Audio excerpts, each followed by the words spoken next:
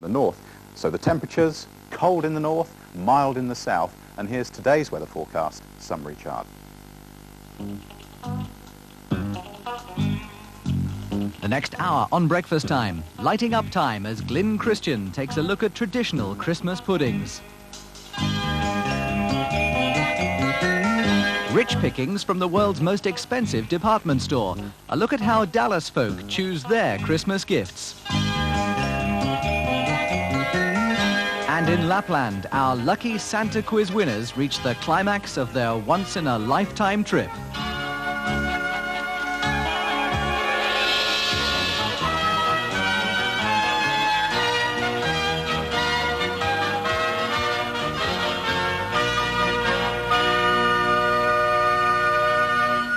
And it's 8 o'clock on Friday, the 23rd of December. It's very nearly Christmas. This is Breakfast Time. Good morning.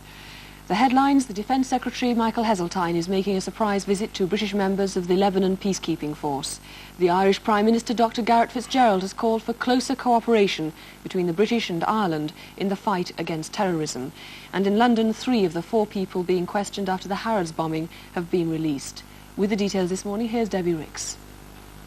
Good morning. The Defence Secretary Michael Heseltine is today paying a surprise visit to the British contingent of the multinational peacekeeping force in Beirut. It's the first time he's been to Lebanon as Defence Secretary, flying in by helicopter from Cyprus. The troops he's gone to see form the smallest part of the peacekeeping force. There have been calls for them to be withdrawn after attacks on the American and French contingents. But the government is firm that the 100 or so men should remain, and they proved acceptable to all the warring factions in Lebanon. The Defence Secretary is expected to stay at the base for no more than an hour or two before leaving once again by helicopter to Cyprus to return to London this evening. No other details of his visit have been made public, but it will clearly give the Defence Secretary a chance to see at first hand the conditions under which the British troops operate and to be briefed by the unit commander himself about the dangers and difficulties that the men face. For the visit comes against a background of growing concern in Britain and in the other contributing countries about the dangers faced by the troops in the multinational force following the recent savage attacks on the French and American positions. There are also questions being asked about the effectiveness of the force in keeping the peace in Beirut. American and French troops in Beirut have been threatened with an earthquake under their feet unless they pull out of Lebanon before the new year. The warning comes from the same Islamic terrorist group which claimed to have carried out the lorry bombing, which killed 240 Marines. So the Americans are digging in for Christmas, as Stan Bernard of NBC reports. Now line the access roads, then high mounds of dirt, and behind that, barbed wire, and behind that, a deep moat is being dug. And in the middle of their fortress, the men are digging in deeper, much deeper. Some Marine officers say privately a siege mentality is set in, out of fear for their careers, as much as concern over terrorists. They say every decision is being second-guessed at the highest levels of command, and they all know how vulnerable they still are to rocket and artillery attacks from the high ground surrounding the airport. They are still sitting ducks. For many, this is a second tour in Beirut, and they think it's worth it, despite the dirt and the risks, and the distance from their families, even at Christmas. This is the first time at Christmas that I'm away from them, but I'm a Marine, so that's what I do. Jordan is expected to end its 5-year boycott of Egypt following the meeting of Yasser Arafat and President Mubarak. The reconciliation of the PLO leader with the only Arab country to have made peace with Israel is seen as an encouraging development. It could lead to a political initiative by King Hussein of Jordan to create a Palestinian homeland on the West Bank. The United States welcomed the Cairo meeting, but Israel denounced the Mubarak-Arafat reconciliation as a severe blow to the peace process in the Middle East. Our ambassador in Washington said Arafat was irrelevant and the PLO broken as a military force. We do not agree with the United States in this respect. We don't think that Arafat represents anybody. The Irish Prime Minister, Dr. Garret FitzGerald, has called for greater cooperation in combating terrorism in the wake of the Harrods bombing. Writing in today's Times, he says, "This is a moment of emotional solidarity across the Irish Sea," and goes on, "It's the duty of political leadership to ensure that enduring good comes out of these tragedies." And in the Irish Republic, a second man has now been charged in connection with the kidnapping of British businessman Don Tidy. He's the owner of Woodland, from which Mr. Tidy was rescued. Meanwhile, the hunt for his kidnappers goes on in the area around Claremorris. No single mass search of a specific area is expected today. Instead, the Republic's security forces will be trying new tactics after disappointing results during the past week.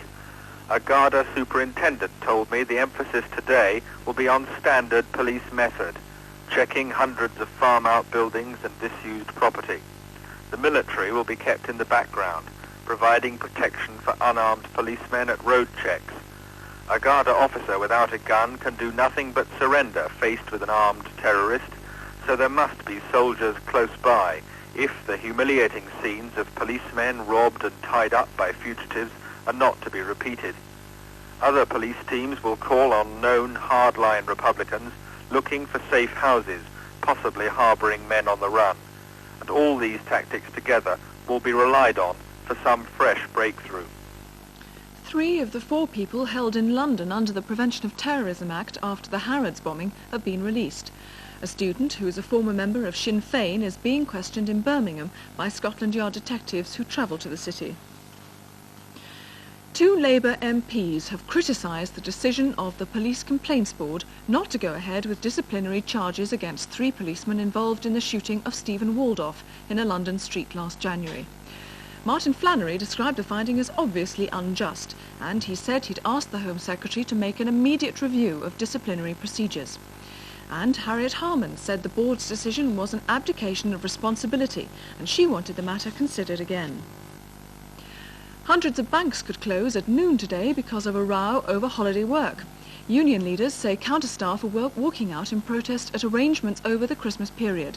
The banks say the situation is likely to be patchy, with some branches closed and some open. Actor and dancer Gene Kelly had a narrow escape when his Beverly Hills mansion in California caught fire last night. The 71-year-old actor was asleep, but he was woken when smoke set off a fire alarm. He and his son and daughter escaped without serious injury. It's thought faulty Christmas tree lights caused the blaze. American customs men who seized crates of high-technology equipment bound for the Soviet Union have filled them with concrete and sent them on their way. The American government says it's illegal to sell the equipment to countries it considers unfriendly. The order included a seismometer used to detect nuclear tests and a laser system for making microchips. After the crates were filled with concrete, they were shipped to a Munich firm which is due to send them on to the National Physics Institute in Moscow. And with less than 48 hours to Christmas Day, a London charity is opening its doors to the capital's down and outs to make sure they won't be cold or hungry over the holiday. Peter Main reports now on the plight of those who sleep underneath the arches. About 12,000 people sleep rough in London alone every night, a growing proportion of them young people. Today, many will be heading for a brand new, still unused factory not far from Westminster, where for the next few days they'll find hot food, a warm place to sleep and some Christmas cheer. The food, mattresses and blankets have been donated by London firms and members of the public, and it's all arranged by a special charity that cares for the capital's homeless at Christmas. We're going to be serving 3 meals a day, and obviously we need a lot of food. We have mattress accommodation, we've got a lot of mattresses which are being given and people will be sleeping on the floor. And we have, we've got entertainment, we've got board games and that sort of thing going on. And television. Oh, absolutely, and television. Yes, the television will go on all the time. Over the next few days, 40,000 cups of tea will be drunk, 1,000 pounds of turkey and hundredweights of vegetables will be eaten. 700 discarded suits will have found new owners. But like Christmas itself, the good life for London's down and outs won't last long. After the holiday, it'll be back to sleeping rough. And that's the news. I'll be back at 8:30 with the headlines. Thank you very much, Debbie. A great breakfast time lined up for you before 9 o'clock this morning. It's our last one before Christmas, so a good festive flavour. And you can even dial in for your favourite carol if you dial now on 01 811 1066. 01 from outside London, 811 1066. More carols to come and more from Lulu, our guest of the day. But when it comes to Christmas presents, it is the thought that counts, or so they say, when you give someone a present. Money has really got nothing to do with it at all. Perhaps it's just that some people are more thoughtful than others. Judging by the Christmas spending spree in America this year, there's an awful lot of thinking going on. Here's a report from Bob Friend. Traditionally, New York is America's Christmas showcase. Blatant commercialism, but plenty of seasonal sentimentality to soften the hard sell. It's been brisk business all over the country as America, with some relief, is beginning to shrug off the effects of the recession. Elsewhere, too, Americans have been spending. The money, as you would expect, has been flowing freely in Texas. Take the fur showroom in Neiman Marcus, one of the country's most prestigious stores, where people part with thousands of pounds without even blinking. What sort of people come through here? Well, we have presidents of the largest oil companies in the world. We have a lot of independent oilmen that you don't hear about that probably make more than presidents of the largest oil companies in the world. Would have owners of football teams, presidents, chairman of the boards of banks, and we'll have just average people coming in and buying your most basic type of merchandise. I'm looking for something reasonable. Well, I've got it for you. Every good Texan has to go home on their back. It's a natural Canadian Fisher coat, and it's only $29,500. This store, though, is strictly for the discerning customer, which perhaps explains why they describe today as busy. With considerable justification, Neiman Marcus pride themselves on providing an extraordinarily wide and often exotic range of merchandise. Actually, this little luxury, the robot butler, not the real one, comes quite cheap. You can buy Roe Butler, as they call him, for £30, probably considerably cheaper than the booze he bears. And if you're economizing on furniture, but still want to buy the best, how about this? They don't keep these fine Arab horses in the store, but Neiman Marcus will deliver. They start at something over £3,000. The store specializes in providing his and hers Christmas presents. One year it was a brace of ostriches. They're not the in thing anymore, but the offering this Christmas was a pair of Shar-Pei puppies from China. Price, a mere £3,000 for the two of them. Some things, of course, are essential. Here we are in the American shop that has literally everything, including, believe it or not, toothpaste which is laced with liqueur, anything from Irish cream to peppermint schnapps. And to go with it, inevitably, there's the gold toothbrush. There wasn't that much around that I could afford. This immediately attracted my attention. Tell me about it. This is your Christmas present. This is $495,000.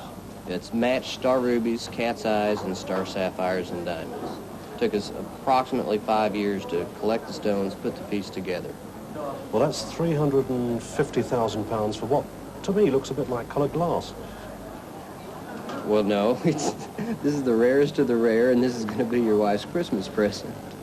We're living in an area of the country, of course, where people are known to spend vast amounts of money. What sort of requests do you get apart from the ordinary conventional stones? We have made emerald and diamond hat bands for cowboy hats. We've made emerald and diamond and yellow diamond and gold belt buckles.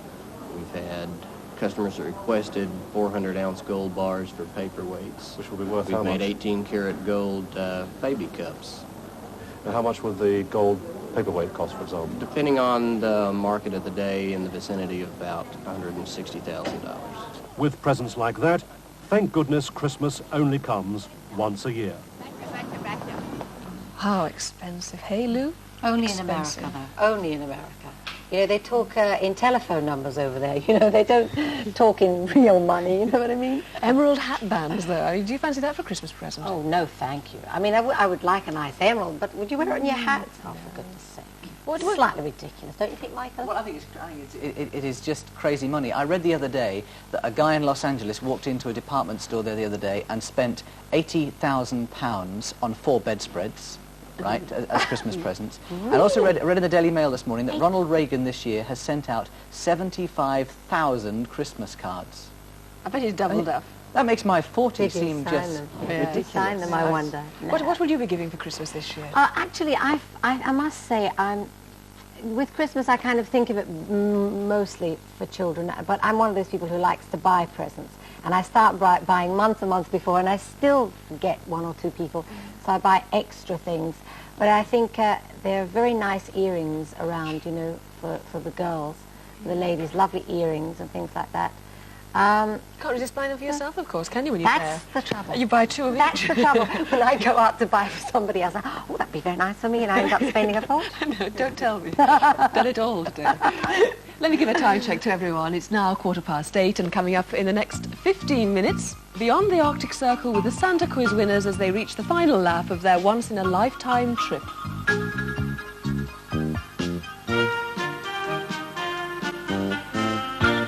A very good morning to you, and if you're heading off for holidays this morning, well, I've some good news for you. Work on the motorways everywhere is coming to a halt today, so you should have a very good run indeed, and no other problems either on the roads. Now to our Christmassy event spot, and we'll start with a few of the region's pantos. Aladdin at the Harrogate Theatre stars the man who was the youngest ever water rat since Dan Leno, cheerful Charlie Chester. Performances at 7:30 p.m, 24th, matinee 4:30, from the 26th, 2:30 and 7:30. For Little Red Riding Hood, a traditional family pantomime, Ken Platt returns for his 5th year to the City of Varieties. Monday to Friday, 7 p.m, Saturdays 2 p.m, 4:45 and 7:30. At York's Theatre Royal, Cinderella described as a show for all the family, 2:30 and 7:30. Mother Goose is the flavour of the month at the Civic Theatre, Doncaster. Dougie Clark as Mother Goose, Tony Piers as Billy Goose, plus the Smurfs, daily 2:15 and 7 p.m. Lincoln's Theatre Royal also has a touch of the magic lamp about it. Yes, Aladdin again, this time with Jimmy Edwards and Robin Asquith, 2:30 and 7. The Crankies are in Babes in the Wood at the Alhambra Theatre, Bradford, with ample support from Billy Dainty, Peter Goodright and Alan Curtis. 7 p.m, matinees Wednesday to Saturday, 2 p.m. Neil James stars in the version of Aladdin, popular choice this year, isn't it, at the Pomegranate Theatre, Chesterfield, 2:30 and 7. Couple of other events. The tug of war across the River Nid in Knaresborough is a traditional Boxing Day pastime. If you want to see a lot of people getting very wet, it starts on the other side of the river at the Half Moon Inn, and over the other side, the Mother Shipton at 11 a.m.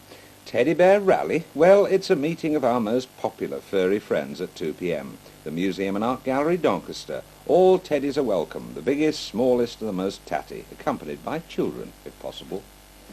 And I'd just like to thank you for all the cards you've sent me. Sorry we couldn't get them all on the wall behind us. We needed a bigger studio. But may I wish you all a very happy Christmas and a happy and healthy New Year. And I will take a look at the weather situation today. It'll be mainly cloudy with a few bright intervals, although rain is expected later on. It'll continue mild, with a maximum temperature of 8 degrees centigrade, 46 Fahrenheit. Gale force winds on the east coast decreasing to light to moderate, westerly becoming southerly later. The forecast for Christmas remaining mild, with some rain on Christmas Day, but mostly dry on Boxing Day, but colder.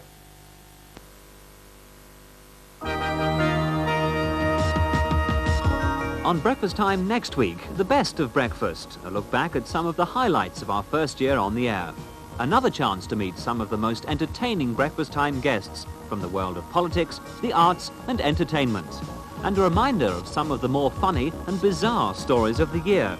The strangely scientific Loo Laboratory, chariot racing that would have given Ben-Hur more than a run for his money, Guy Mitchellmore's heartwarming love affair with an amorous shrub, and the Welsh Hotel for guests of the highest pedigree. Plus studio guests Joe Brown, Wayne Sleep and Barbara Dixon. Just some of the Christmas holiday highlights on Breakfast Time next week.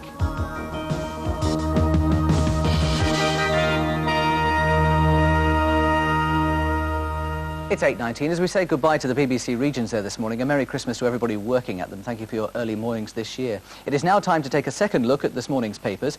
Following the Harrods bombing, the Times leads on Mrs Thatcher's call to put down the men behind the IRA, and the Telegraph emphasises the Cabinet's decision not to proscribe Sinn Féin. The Express and the Sun highlight the tragic story of the tug-of-love baby found dead with his father in a Suffolk forest, whilst on a brighter note, the Mirror reports on the schoolboy who's had a bone marrow operation in an attempt to save his older brother who's suffering from leukemia. Well, with Christmas just 2 days away, we're joined this morning by the Bishop of Woolwich, the Right Reverend Michael Marshall. A very good morning to you. Hello. Morning.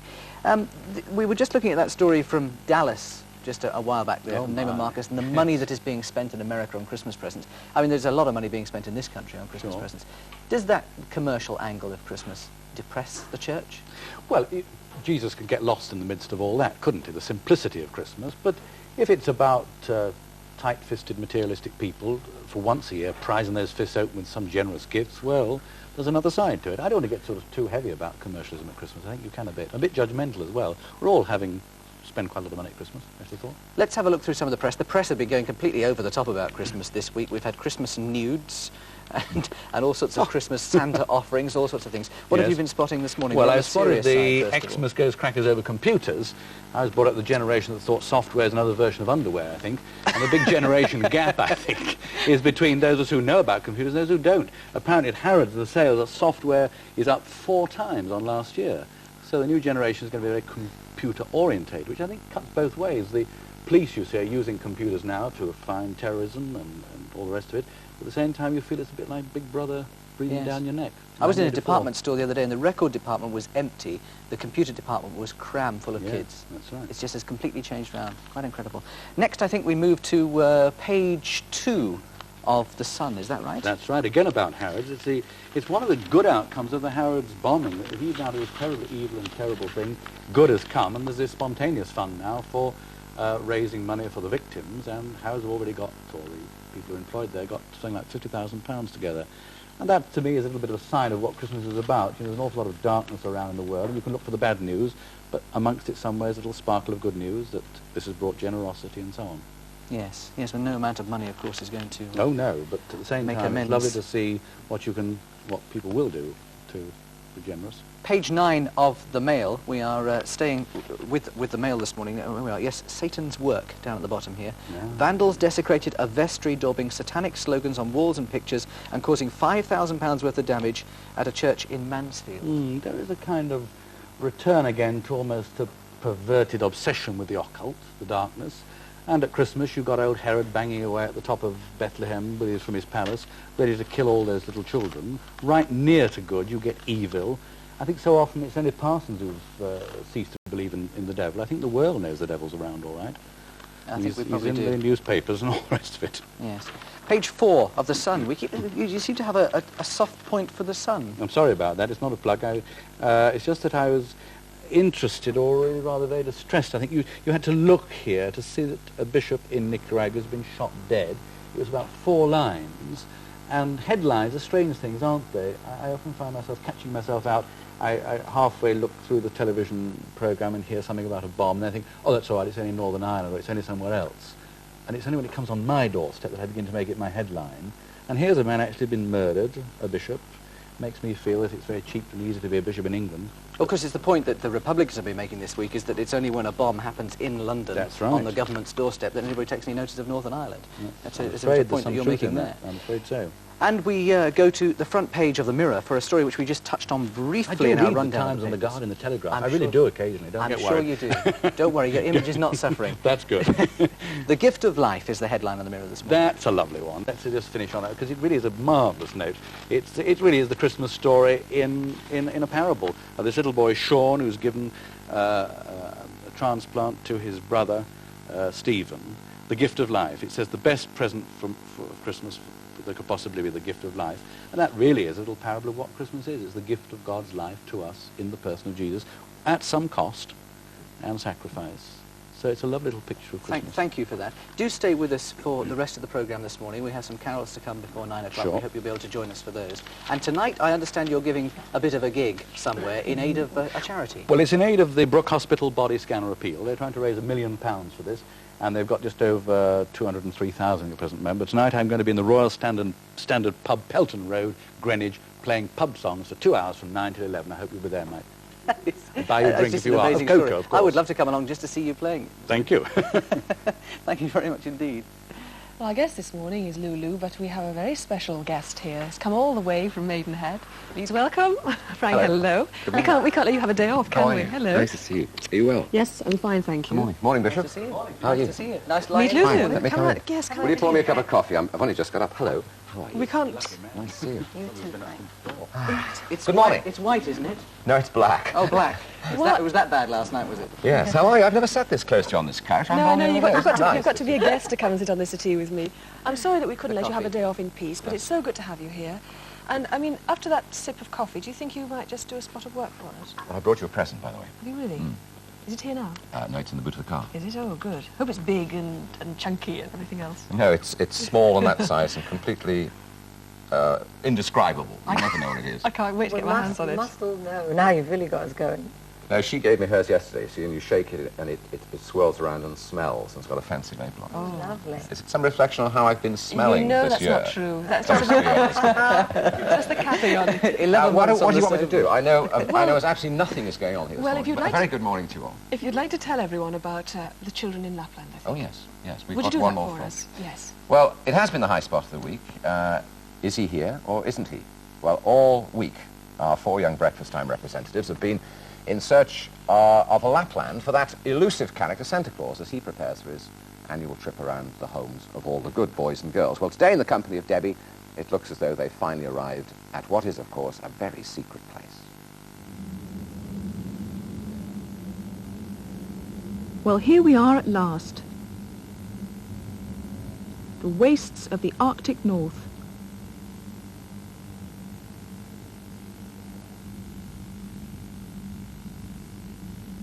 Nearly our journey's end. Ooh, crossing the Arctic Circle. And this is the Arctic Circle, right outside Father Christmas's workshop. Oh, hey. Say hello. Hey. Wait for me.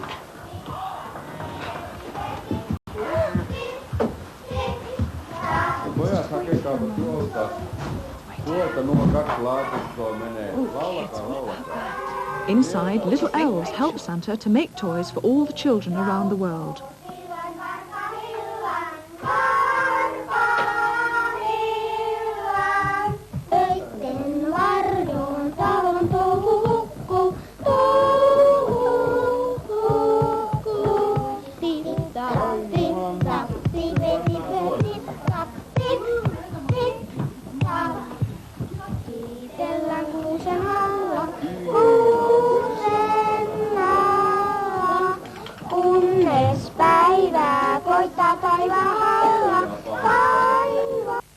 The news, and in 10 minutes tonight's film, Better Late Than Never, with David Niven.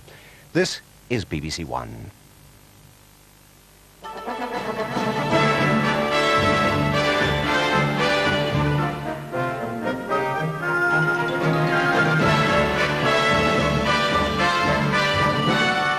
A bomb in London tonight. This time only 2 people are slightly hurt. A Christmas Day battle in Beirut. Hundreds flee the worst fighting for more than a year. And the Queen tells us what it's like at the controls of the space shuttle. 8 days after the bomb attack at Harrods, which killed 6 people, another bomb has gone off in central London. But this time it was a small one and only 2 people were slightly injured. The explosion happened just north of Oxford Street near the Marble Arch branch of Marks & Spencer. Police have been searching at the back of the store in Portman Square in case another device has been left there. So far there's no word on who was behind the attack. This report from Gary Lloyd. The explosion took place outside Marks & Spencer's at just before 8:15 tonight. It's thought that the bomb had been hidden in a rubbish bin. 2 men were slightly injured. It's believed they belonged to a family who were window shopping in Oxford Street. They were taken to the Middlesex Hospital suffering from superficial injuries, and they were discharged after treatment. There was no warning of the explosion, and there's no immediate indication of who was responsible for the bomb. Some people were evacuated from the area, and a large part of the West End was sealed off. The value of a terrorist bomb in a nearly deserted Oxford Street is difficult to determine, apart from its obvious publicity attractions. It does not appear at this stage to have been a large explosion. Damage being mainly confined to glass in surrounding shop windows. 2 members of the public were, as we understand at the moment, slightly injured, but are being discharged from hospital. We don't know the size of the device. No warning appears to be given at this stage, so we're unable to speculate further about its nature or where it may have come from for the moment. If we did, we certainly wouldn't say at this stage. And what are the prospects? Do you think there might be other bombs in the area? Well, the area is sealed off, certainly. We're checking the surrounding area in case we see anything else which might be suspicious, and the area will remain, Oxford Street, Marble Arch, and will remain closed off this evening until that has been done. So far, nothing has been found. Tonight's explosion doesn't bear any obvious hallmarks of the IRA, but it reinforces the warning police have given about mainland Britain facing a renewed campaign of Christmas terrorism. 13 victims of last weekend's bomb at Harrods have spent Christmas in hospital. Ralph Smith went to see some of them. Most of the bomb victims are reported to be doing fine and have been visited by their families. St Stephen's is just one of the hospitals the Khaitan family had to visit. While his brother is recovering at the Westminster, Mr Pradip Khaitan has been treated here for leg injuries. He had one special wish for Christmas. I would like God to give good sense to all the people who adapt to violence so that they adopt peaceful means of finding solutions. I wish God gives this sense to everybody in the world. Including the people who planted that bomb? Including the people who planted the bomb. In the bed next to Mr Khaitan is his chauffeur, Ken Ayres. Both were standing only a few yards from the car bomb and count themselves lucky to be celebrating Christmas at all. Christmas Day in Beirut has been marked by the biggest battle in the city for more than a year. One report says 50 people were killed in fighting between government troops and Muslim militias around the Shatila refugee camp. It started after the French peacekeeping troops handed control of the camp to the Lebanese army. British and American forces were not involved. Latest reports say a fragile ceasefire is now in force. Our reporter in Beirut, Peter Gould. The day dawned with Beirut shrouded by a haze of smoke. The Palestinian camp of Shatila, scene of last year's massacre, is now a new killing ground. Shiite militiamen have taken advantage of the decision by the French peacekeeping force to pull back to safer positions. Trying to prevent them taking control is the Lebanese army, and a full-scale battle has been taking place between the two sides, with Beirut echoing to the sound of artillery, rocket and tank fire. It's a graphic reminder of what can happen in Beirut when units of the multinational force decide to vacate a strategic position.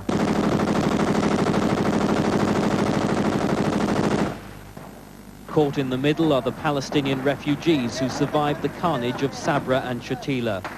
Now they're running for their lives again, as Lebanese soldiers provide a helping hand for the young and the old.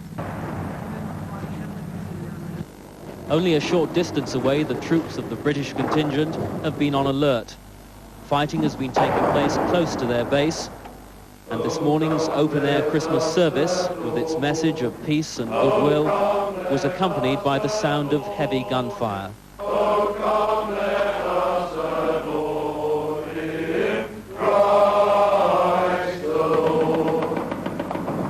blessing of God Almighty, the Father, the Son, and the Holy Spirit be upon you and all whom you love. But there's a festive atmosphere inside the British headquarters, and the troops have received hundreds of goodwill messages, quite apart from the presents from families and friends. People have been incredibly kind. We've got mountains of cakes and presents and crackers and cards from all parts of England and indeed the world. It's nice to be in people's thoughts. Recordings of today's Christmas television programmes have been flown out to Beirut by the BBC. And there have been other reminders of home. They've enjoyed a traditional Christmas dinner with all the trimmings, served up, according to tradition, by their NCOs and officers. For the American troops in Lebanon, a visit from Bob Hope. After a tour of the base, he was given a Christmas present, an Arab headdress. We're off on the road to Morocco. In her Christmas message, the Queen said the greatest problem in the world is still the gap between rich and poor nations. And she said one of the main aims of the Commonwealth was to redress the economic balance. She also spoke about the advance in communication and travel, and the day she took the controls in a flight simulator of the American space shuttle, Columbia.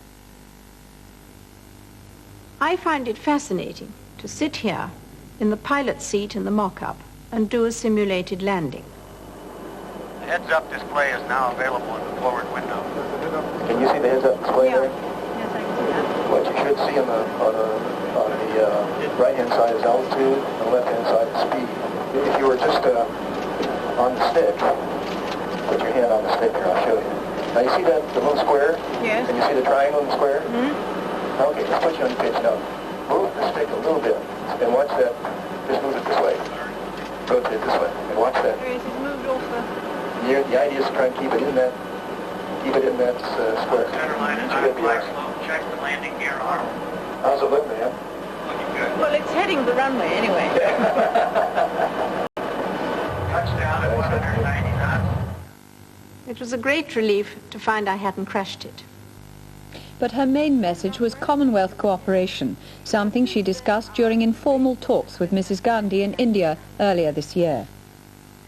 We in the Commonwealth are fortunate enough to belong to a worldwide comradeship. Let us make the most of it. Let us all resolve to communicate as friends in tolerance and understanding. Only then can we make the message of the angels come true. Peace on earth, goodwill towards men. This morning, the Queen and the rest of the royal family attended morning service at St. George's Chapel in the grounds of Windsor Castle. It's a traditional Christmas Day engagement for the whole family. Afterwards, they left for the castle itself and Christmas lunch together. The Archbishop of Canterbury spoke about last week's bomb at Harrods in his Christmas sermon. He called it a brutal massacre and a crime against Christmas. But he said Christians mustn't try to preserve their faith by closing their eyes to the horrors of the world. The Pope condemned the enormous sums of money being spent on arms while people were dying of starvation. His message, cheered by thousands in St. Peter's Square, was broadcast around the world, and he had a greeting for all. Di espressione inglese, a blessed Christmas in the peace of Jesus Christ, the Redeemer of the world. The Spanish painter Juan Miró has died on the island of Majorca after a short illness. He was 90. The son of a goldsmith, he was born in Barcelona, but later spent time in Paris, where he perfected the abstract style, which made his reputation as one of the world's greatest modern painters. The Italian mother and son kidnapped last month are in hospital today after their release late last night. Giorgio and Anna Bulgari were held for 35 days after they were abducted by 3 gunmen. Last week, the kidnappers sent the son's severed ear to the family. The Bulgaris are being questioned by police at a clinic near Rome. Giorgio Bulgari is said to have an infection, but doctors say they'll try to reattach his severed ear. The Bulgari family, who own a successful jewellery business, are thought to have paid a ransom of $2.5 million. In America, most of the country is still suffering its worst winter for 50 years. Travel's been hit, and more than 130 people have died from cold in temperatures as low as minus 43 degrees centigrade. But there were no complaints about the weather from members of the Serpentine Swimming Club this morning when they took their Christmas dip in Hyde Park. Temperatures in London were in the mid-50s, and the swimmers, who are normally used to breaking the ice before diving in, said the water was just lovely. That's all from the newsroom on this Christmas evening. Good night.